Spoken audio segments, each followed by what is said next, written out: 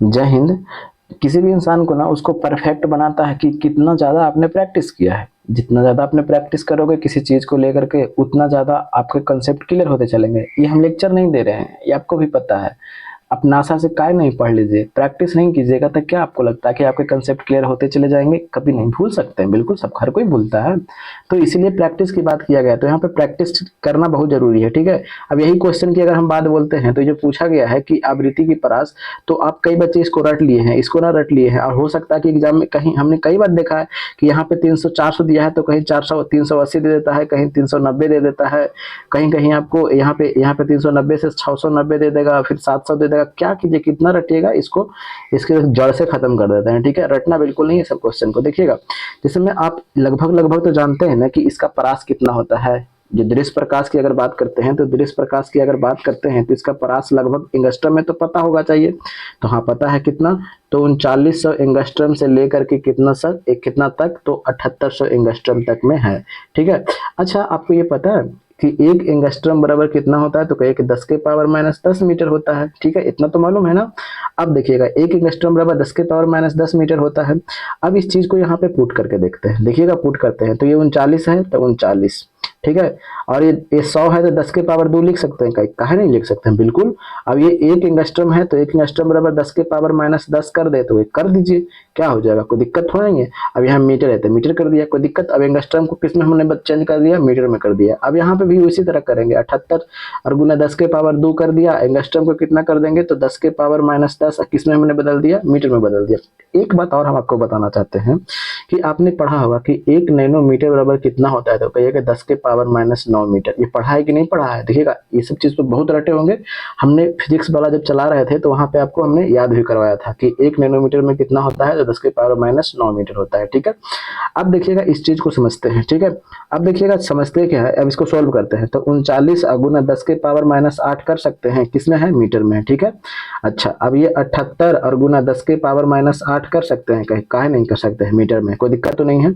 अब इस चीज को देखिएगा, हमको किसमें बदलना है, तो कहिए कि हमें जो बदलना है, हमें तो पूछा गया क्वेश्चन में, देखिए तो नैनोमीटर पूछा गया, देखिए सब में ऑप्शन दिया है नैनोमीटर नैनोमीटर, और हम तो निकाल रहे हैं मीटर में।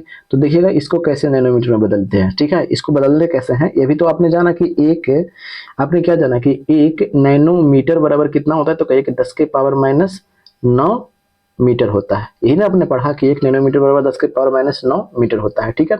अब इस चीज को समझते हैं, ठीक है।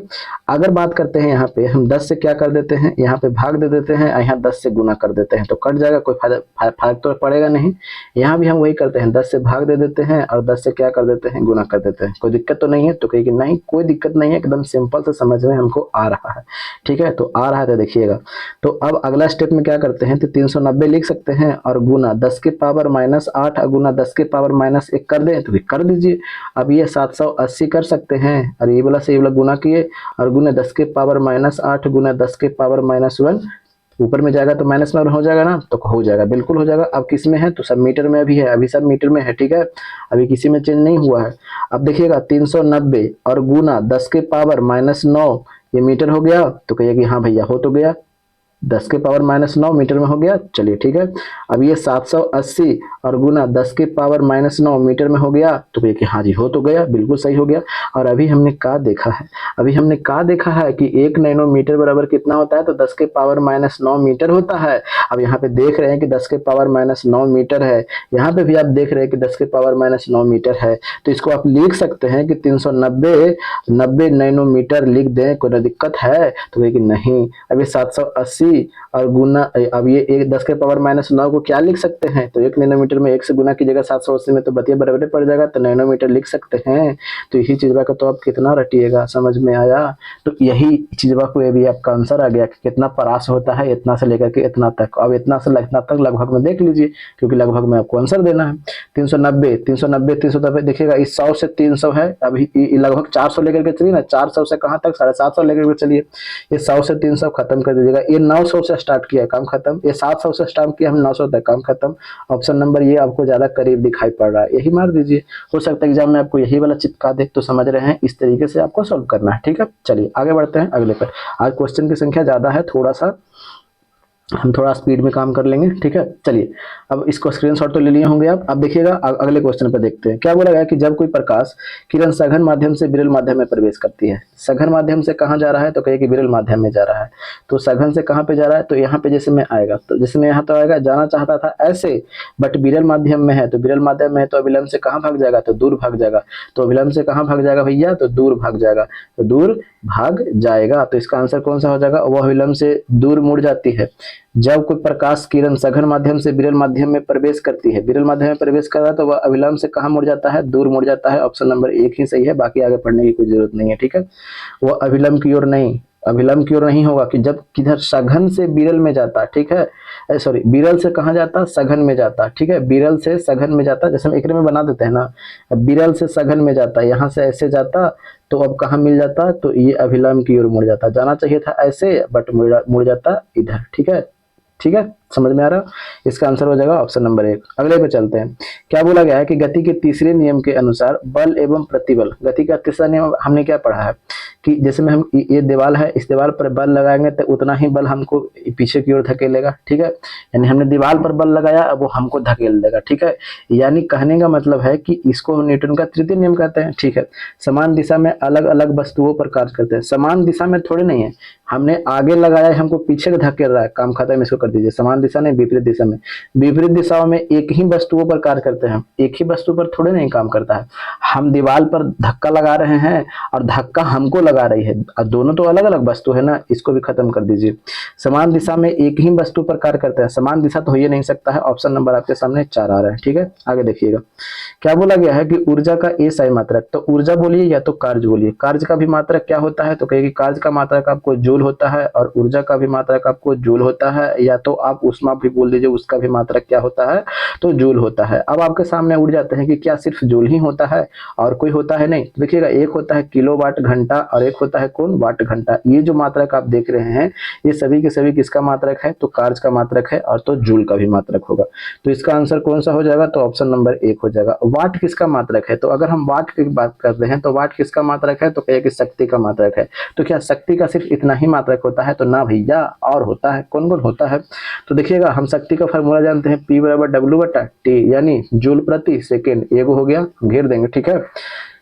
दूसरी की बात बोलते हैं, जिस तरह से उनको आप बुलाते ना है, कई सारे नाम दे करके रखे होंगे, उसी तरह से इसको भी नाम के दे करके रखा है। एक और नाम क्या है इसका, तो कहिए कि वाट नाम है, ठीक है। P बराबर W/T, एक होता है किलोवाट और एक होता है मेगावाट। ये सब किसका मात्रक है, तो इसका मात्रक है शक्ति का, ठीक है। एक होता है किलोवाट, एक होता है मेगावाट, और एक क्या होता है, तो एक होता है क्या, एक एक एक एक, एक हॉर्स पावर, ठीक है। तो इतने सारे आपको एक ही चीज का एसआई यूनिट है, ठीक है। चलिए अगले में देखते हैं, अगला क्या बोला गया है। कैलोरी, कैलोरी जो है उसको भी उष्मा में मापा जाता है, ठीक है। उष्मा को कैलोरी में भी मापा जाता है। न्यूटन की बात करते हैं तो पता होगा, ठीक है, क्या सिंपल बात है इसमें। चलिए अब अगले क्वेश्चन पर देखते हैं, अगला क्या बोला गया है। अगला क्वेश्चन नंबर 519। जब स्प्रिंग में धारा प्रवाहित की जाती है, जैसे में आपके पास में ये स्प्रिंग है, है स्प्रिंग है, आपने यहाँ से धारा दे दिया। आप इस चीज को पहले तो कॉन्सेप्ट है यहाँ पे समझिएगा। जब जब जैसे में अगर एक ही दिशा में धारा बह रही है, ठीक है, एक ही दिशा में धारा बह रही है, तो पता है क्या होता है, तो एक ही दिशा में धारा बह रही है तो उस दोनों के बीच में अट्रैक्शन होता है। अब ठीक है, अब यदि धारा विपरीत दिशा में बह रही है, ठीक है, एगो इधर एगो इधर, तब क्या होता है, तब उस दिशा में उस समय में क्या होता है, रिपल्सन होता है, ठीक है। तो रिपल्सन होता है, तो अट्रैक्शन कब होगा, तो एक ही दिशा में धारा बह रहा है, ठीक है, तब क्या होगा, अट्रैक्शन। नहीं समझ में आ रहा है, हम समझाते हैं, बिल्कुल याद हो जाएगा। जैसे में ट्रांसफार्मर पर गांव घर में गए होंगे तो कहेंगे हाँ बिल्कुल गए हैं, गांव में लाइन तो पास हुआ होगा, कहीं बिल्कुल पास हुआ है। तो जब ट्रांसफार्मर से 3 गो जो तार निकलता था, देखते हैं कि फटिया बांध देता है तरबन में, सटे नहीं, काहे नहीं सटे, अरे भैया इसीलिए बांध देता है कि वो सटे नहीं, क्योंकि अट्रैक्शन होता है, ठीक है, समझ गए।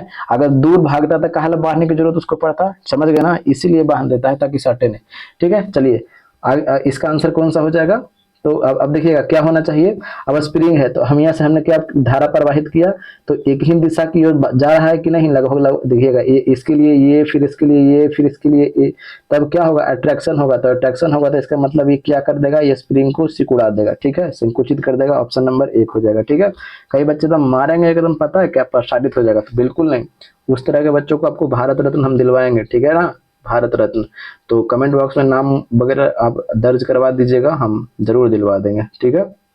कोशिश करेंगे। आगे देखिएगा हो सकता है कि नासा भी भेज दें, क्योंकि नासा में जो जरूरत है लड़कों को। बोला क्या गया है कि निम्न में से कौन सा ग्राफ एक समान त्वरण दर्शाता है। एक समान त्वरण, एक समान त्वरण बोले का मतलब क्या होता है, देखिएगा एक समान त्वरण, एक समान त्वरण की अगर बात करते हैं और एक होता है एक समान वेग।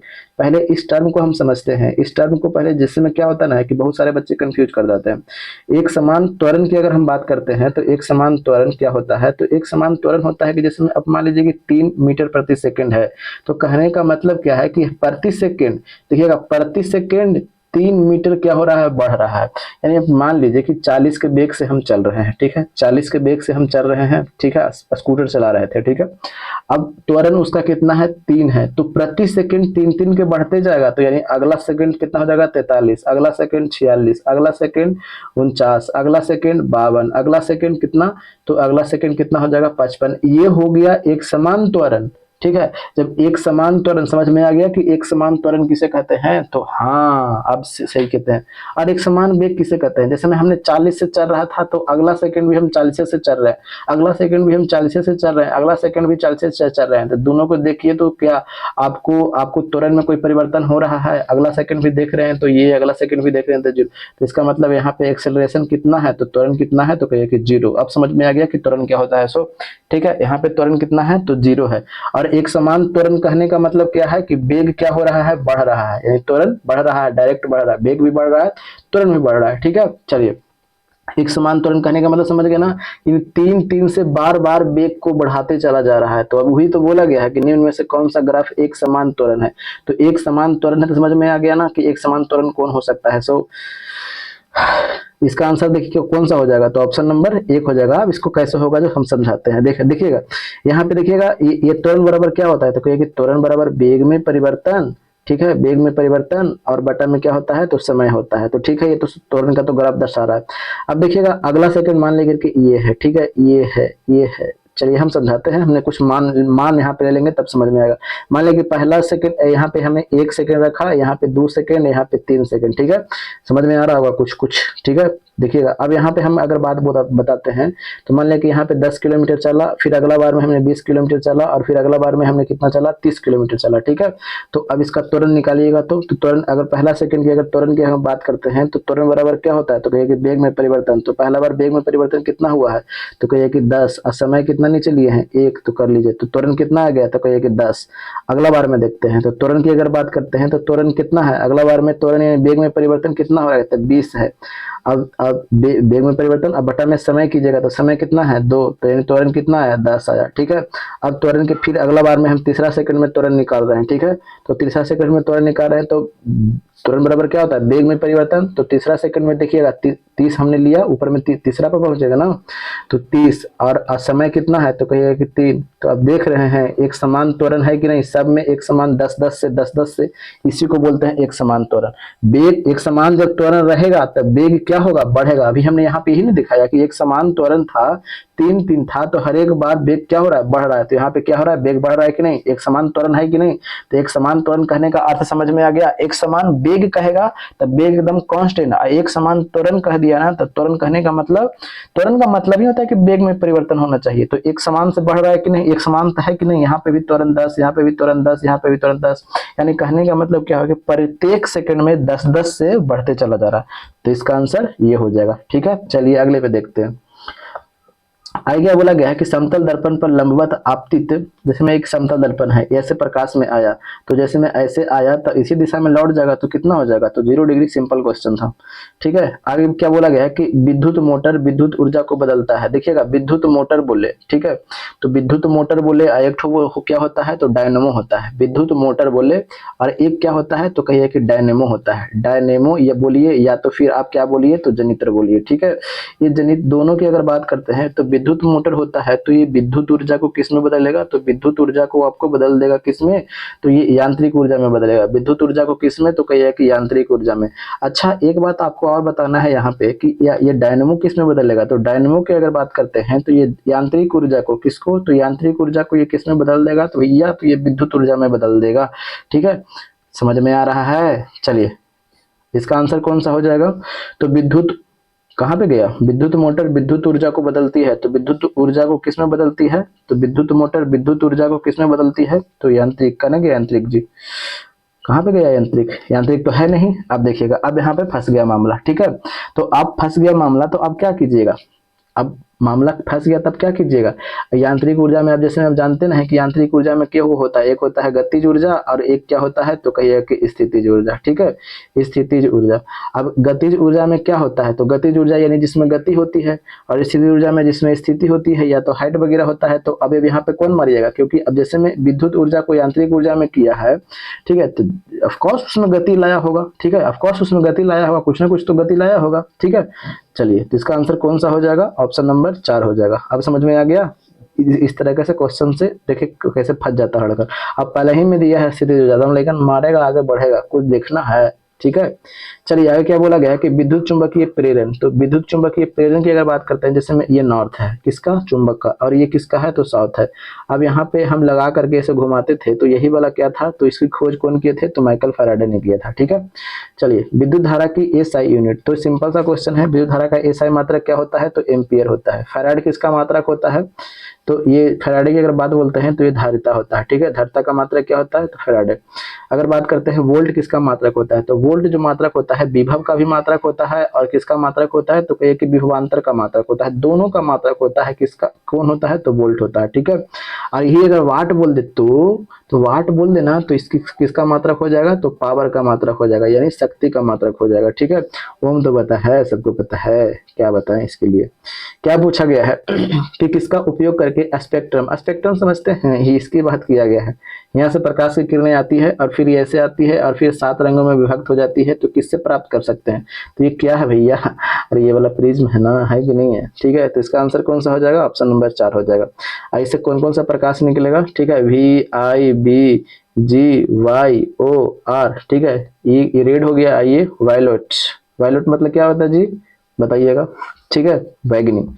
आगे क्या बोला गया है कि ट्रांजिस्टर स्विच के रूप में कार्य करता है। देखिएगा, ट्रांजिस्टर स्विच की अगर बात करते हैं तो ये ट्रांजिस्टर स्विच जो है ना, जिसमें अगर बात करते हैं, एक होता है सैचुरेटेड, ठीक है, एक होता है क्लोज्ड ऑफ, जिसको क्लोज्ड बोलते हैं। इसमें क्या होता है ना कि जिसमें हमने क्या किया कि धारा जो होता है वो नहीं बहता है, ठीक है। तो धारा नहीं, जिसमें क्या होता है कि एक होता है कट ऑफ, जिसको लिख देते हैं, ठीक है, कट ऑफ होता है। तो कट ऑफ में क्या होता है ना कि कट ऑफ में क्या होता है कि धारा नहीं बहती है, ठीक है, धारा नहीं बहती है। तो इसका कहने का मतलब क्या हो गया? तो धारा नहीं बहती है, तो उसका कहने का मतलब क्या हो गया कि ये स्विच ऑफ के रूप में, ऑन ऑफ के रूप में काम किया जा रहा है। तो कहिए कि हाँ, ऑन ऑफ के रूप में काम किया जा रहा है, ठीक है। तो इसलिए इसका आंसर कौन सा हो जाएगा? तो ऑप्शन नंबर 1 हो जाएगा, ठीक है। चलिए अगले पे देखते हैं, क्या बोला गया है कि मेघ गर्जन के समय निम्नलिखित में से क्या सुरक्षित रहता है? मेघ गर्जन समझते हैं? मेघ गर्जन गरजता है ना जी, तो गरजता है तो उसके बाद बोला गया है, तो उसके समय में आप कौन सा सुरक्षित रहता है, ठीक है, उसके बाद बारे में बोला गया है, ठीक है। देखिएगा, तो छोटे पेड़ के नीचे आश्रय लेना की अगर बात बोला गया है। फिर उसके बाद में दूसरा ऑप्शन कौन सा बोला गया है? तो दूसरा ऑप्शन की बात बोला गया है तो खुली जगह में खड़े रहना, ठीक है। और तीसरा ऑप्शन की बात बोला गया है, एक मिनट, हाँ, खुली जगह में क्या करना? खड़े रहना। चौथा ऑप्शन की अगर बात बोला गया है, तो चौथा ऑप्शन हम अगर देख रहे हैं तो क्या बोला गया है? उपयुक्त में से एक से अधिक। और पांचवा ऑप्शन की अगर हम बात बोल रहे हैं तो पांचवा ऑप्शन में क्या बोला गया है? उपयुक्त में से कोई नहीं।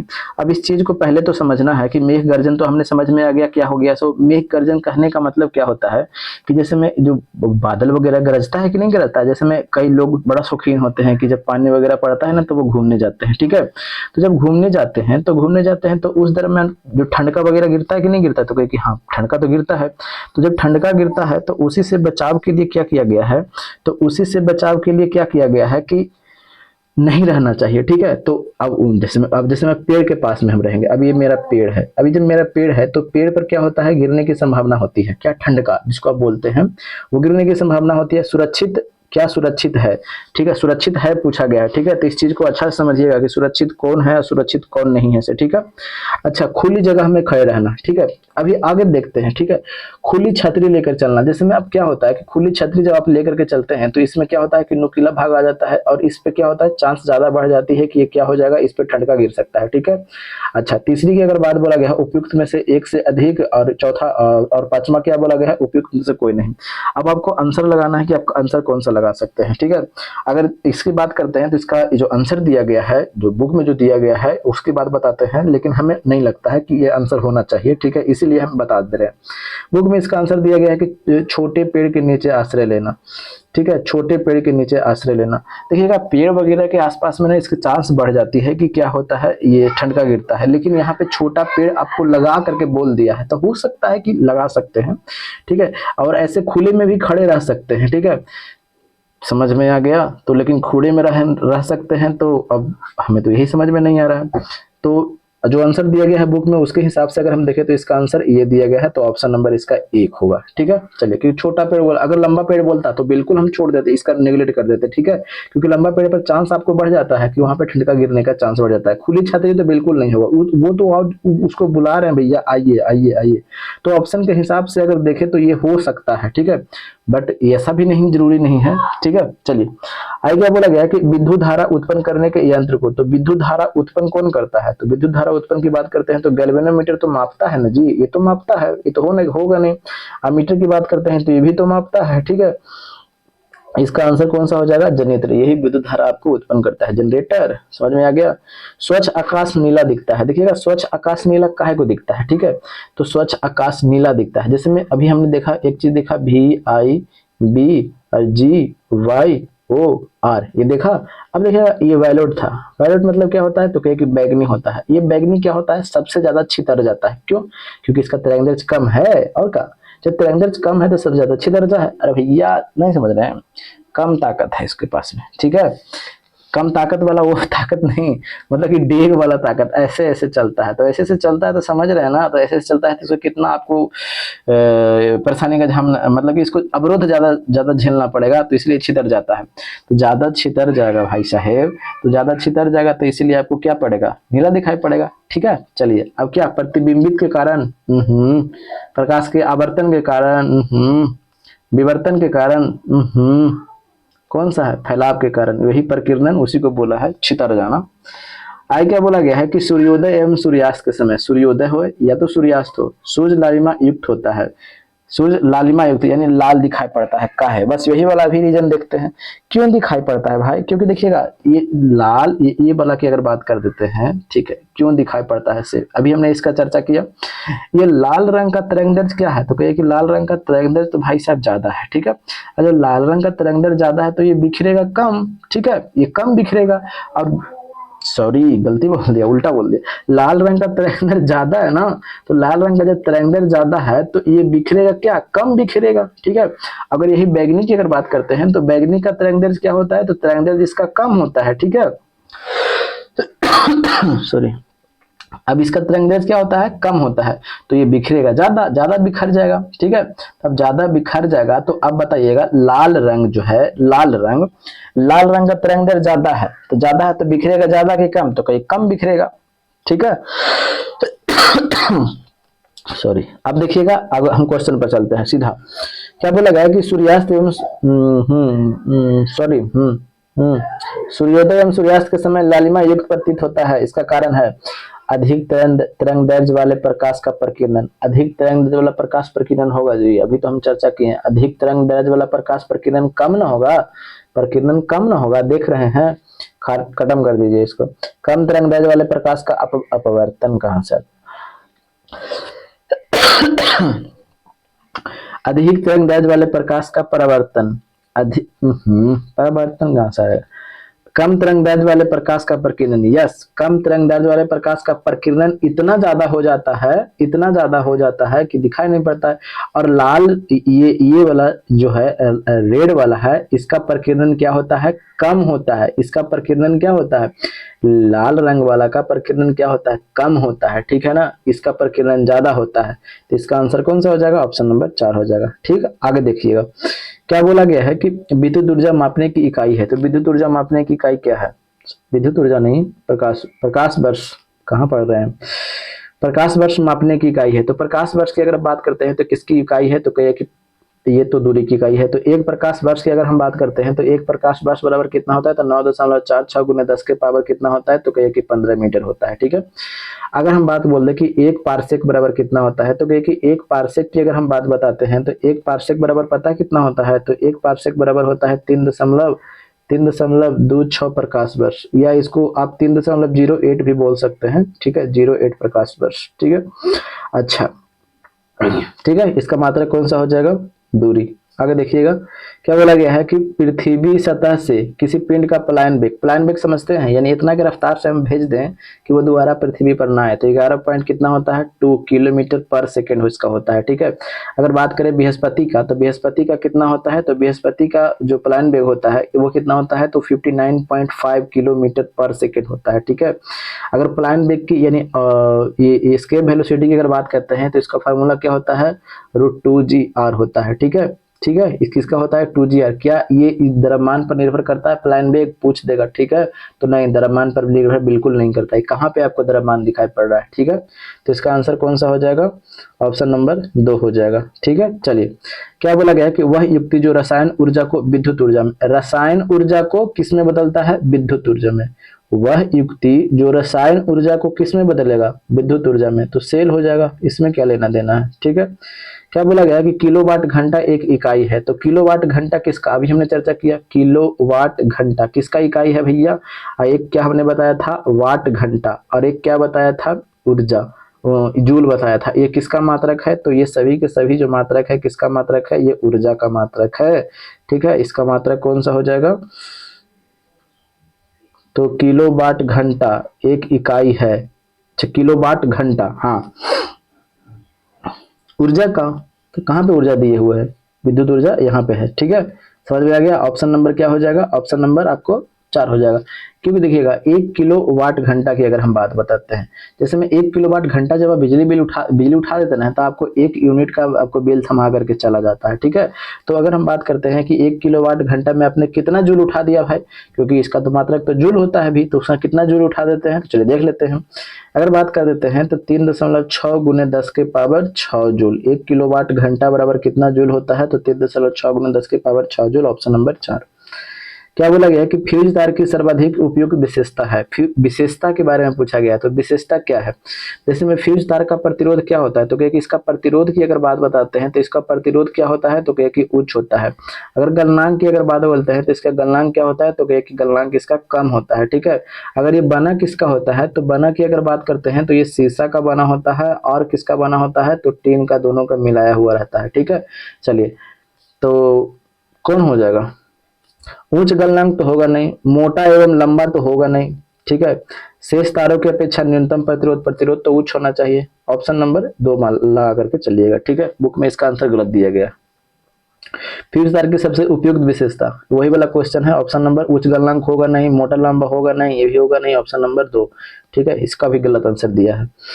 बोला क्या गया है कि इंद्रधनुष के निर्माण का कारण क्या है, तो इंद्रधनुष के निर्माण का कारण क्या है, ऑप्शन पर जब पढ़ते नजर डालते हैं तो जल की बूंदों द्वारा सूर्य के प्रकाश का अपवर्तन परावर्तन, हमने काफी बार बताया है इसके वीडियो में, बहुत बार हमने बताया है कि फर्स्ट रेनबो, सेकंड रेनबो सब हमने बताया। ठीक है, तो हो सकता है परावर्तन अपवर्तन दोनों होता ही है। ठीक है।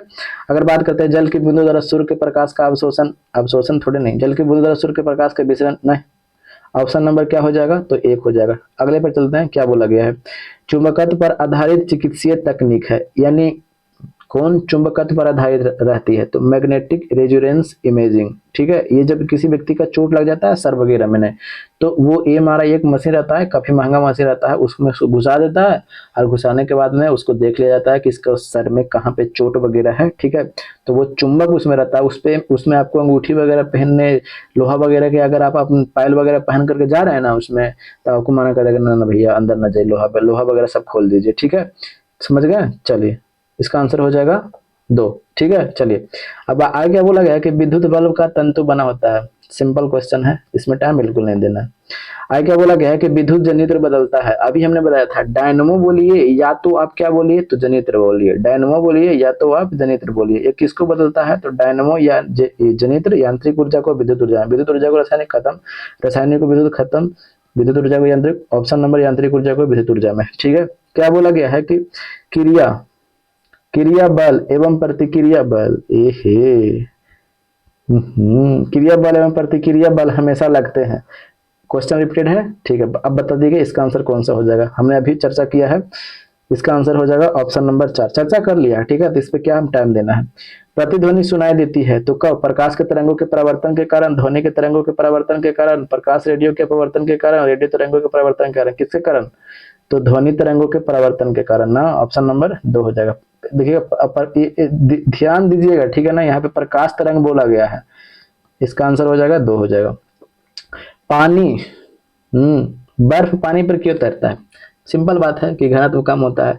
अगर हम बात बोलते हैं जल का घनत्व, तो जल का घनत्व कितना होता है? तो जल का घनत्व होता है 1 ग्राम प्रति सेंटीमीटर क्यूब। अगर हम बोलते हैं बर्फ का घनत्व, तो बर्फ का घनत्व की अगर हम बात बोलते हैं, तो इसका घनत्व होता है 0.931 ग्राम प्रति सेंटीमीटर क्यूब होता है, ठीक है। तो इसका आंसर कौन सा हो जाएगा? क्यों? क्योंकि भैया बर्फ का घनत्व कम होता है जल की तुलना में, इसीलिए वो तैर जाता है। तो बर्फ का घनत्व पानी से कम होता है, ऑप्शन नंबर 2, ठीक। चलिए आगे क्या बोला गया, निम्न में से कौन सी युक्ति विद्युत ऊर्जा को यांत्रिक ऊर्जा में बदलता है? विद्युत ऊर्जा को किसमें? यांत्रिक ऊर्जा में। तो कौन सा हो जाएगा? विद्युत मोटर हो जाएगा, ठीक है। चलिए आगे क्या बोला गया है कि दो पिंडों के बीच गुरुत्वाकर्षण। अब जैसे हमारे पास में एक ये पिंड है M1 हमने ले लिया, दूसरा पिंड है M2 ले लिया, ये दोनों के बीच में दूरी कितना है? R है, ठीक है। तो आपने पढ़ा होगा कि बल बराबर क्या होता है? तो ये G कांस्टेंट है। अब M1 इंटू M2 और बटा में क्या होता है? R square. तो यही वाला चीज बात तो यहाँ पे चिपका दिया है, तो इसका आंसर कौन सा हो जाएगा? 4 हो जाएगा, ठीक है। सॉरी, क्या बोला गया है? ध्वनि सबसे तेज, ठीक है। ध्वनि सबसे तेज की अगर बात बोलते हैं तो किस में चलेगा? तो ध्वनि सबसे तेज किस में चलेगी? तो ध्वनि सबसे तेज आपको ठोस में चलेगी। निर्वात में चलेगी ना, द्रव में ना, गैस में, सबसे ज्यादा ठोस में चलेगी, ठीक है। अगर आप देखिएगा ध्वनि की अगर बात जब आ गया है तो 0.61 मीटर प्रति सेकंड इसका वेग बढ़ जाएगा। कब? 1 डिग्री सेल्सियस अगर हम ताप में बढ़ा देंगे तब। ये ध्वनि का वेग जो होता है ना, ध्वनि का वेग, ये द्रव्यमान के, पहले तो टाइम लिख लीजिए, टाइम के क्या होता है? रूट के समानुपाती होता है। अगर हम बोलते हैं ये द्रव्यमान के रूट के क्या होता है? तो व्युत्क्रमानुपाती होता है, ठीक है। चलिए इसका आंसर कौन सा हो जाएगा? तो देख लिया, आगे देखिएगा। 1 जूल बराबर होता है, 1 जूल, जूल किसका मात्रक है? तो कहिए कि कार्य का मात्रक है। तो पहले इसको अब लिखते हैं। तो कार्य बराबर क्या होता है? तो कहिए कि कार्य बराबर होता है बल, और गुना क्या होता है? तो कहिए कि विस्थापन होता है, ठीक है। कोई दिक्कत तो नहीं है? तो कहिए कि नहीं, कोई दिक्कत तो नहीं है। अब देखिए कार्य बराबर जब बल गुने विस्थापन होता है तो कार्य का मात्रक क्या होता है? तो कार्य का मात्रक तो जूल हो गया, बल का न्यूटन हो गया, और विस्थापन का मीटर हो गया। तो यही तो चीज तो बोला था। तो इसका कौन सा हो जाएगा? 1 जूल बराबर होता है। तो 1 जूल किसके बराबर होता है? तो न्यूटन मीटर। ऑप्शन नंबर 1 हो जाएगा, ठीक है। यही वाला में टेलर का गलती कर देंगे, ठीक है। तो गलत ना करिए, ठीक है। गलत कीजिएगा तो किससे काम चलेगा, ठीक है। चलिए अगले पर देखते हैं, अगला क्वेश्चन क्या बोला गया है। निम्न में से कौन सी ऊर्जा का मात्रक नहीं है? ऊर्जा का मात्रक नहीं है। तो अभी हमने चर्चा किया कि ऊर्जा का मात्रक कौन कौन है से, ठीक है। ऊर्जा का मात्रक हमने क्या देखा? तो किलोवाट घंटा, ये ऊर्जा का मात्रक है, ठीक है। और फिर क्या देखा? वाट घंटा देखा, और फिर उसके बाद में जूल देखा, फिर उसके बाद में कौन देखा? ठीक है, इतना ही देखा, ठीक है।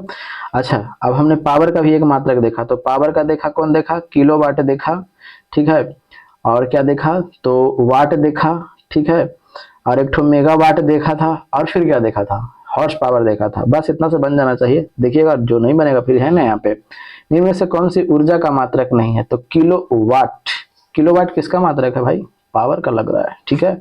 अभी आगे देखते हैं। किलोवाट घंटा, अरे भैया ये तो ऊर्जा का मात्रक है, हमें नहीं पूछा गया क्वेश्चन, देख रहे हैं, खत्म करिए। जूल, अरे भैया ये तो ऊर्जा का मात्रक है।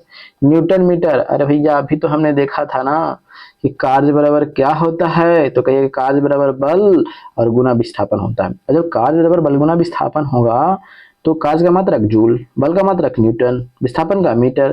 तो न्यूटन मीटर तो हो ही रहा है ना, ये भी खत्म हो गया। समझ में आ गया? चलिए इसका आंसर कौन सा हो जाएगा? Option number 1। आगे देखिए अगले क्वेश्चन पर क्या बोला गया है कि एक dot dot dot dot dot dot द्वारा बना प्रतिबिंब हमेशा आभासी, सीधा एवं अत्यधिक छोटा होता है, ठीक है। ऑप्शन दिया गया है। अवतल दर्पण की अगर बात बोलते हैं तो अवतल दर्पण में तो होगा नहीं, क्योंकि अगर हम बात करते हैं पी एफ अब सी की अगर हम बात बताते हैं तो PFC अगर वस्तु हियां पे रखते हैं तो हियां पे बराबर बनता है, अगर वस्तु हम हियां पे रखते हैं तो इधर बन जाता है बड़ा बन जाता है। तो अवतल दर्पण काट दीजिए, एकदम बेदर्दी से इसको काटिए, ठीक है। अगले पर चलते हैं। उत्तल दर्पण की अगर बात बताया गया है, उत्तल दर्पण पहले देख लेते हैं। उत्तल दर्पण में क्या बोला गया है, उत्तल दर्पण में ऐसा करते हैं, वस्तु के प्रतिबिंब यहाँ पे बनेगा, ये P हो जाएगा, F हो जाएगा, C हो जाएगा, यहाँ पे बनेगा, ठीक है।